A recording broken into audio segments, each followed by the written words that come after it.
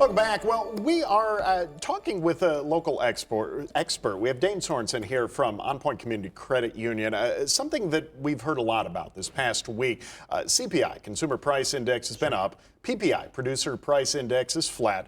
But for everybody at home, first of all, what does any of that mean, and how does it actually impact them on a day-to-day basis? For sure. I think what's important to remember with all these acronyms and different numbers that you're going to hear about the economy is when these numbers are up, it ultimately means that things are going to cost more for you, and your budget's not going to stretch as far as it once did.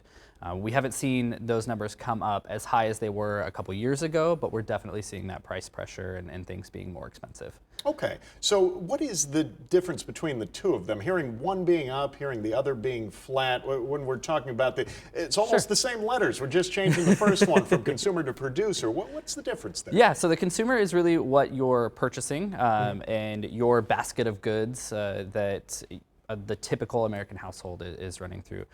The producer index is a lot more of that manufacturing level and what's coming out for what producers are buying in to make things. So essentially the consumer price index, that's the one that we'll see a difference on a day-to-day basis. Exactly. Okay. So for folks out there that hear this, they hear up. Is up good or bad for the average person?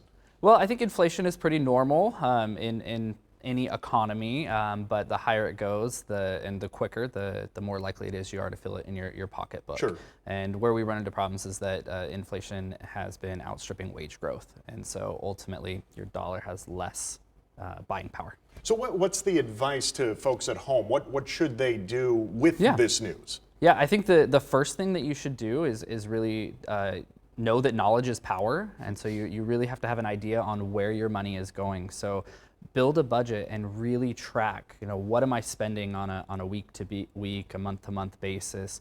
If you know where the money is going, you can pretty easily identify, and I think you'd be really surprised at where some of those buckets are filling up and leaking over. Yeah. And it makes it a lot easier to make adjustments so that you can continue to have the same type of lifestyle you have today.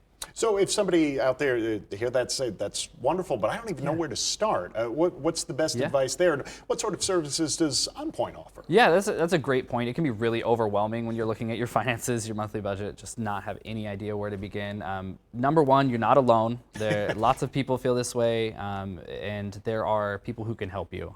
So OnPoint, for example, we are happy to do a financial review with anybody in our community who wants to come in and go through and help build a budget.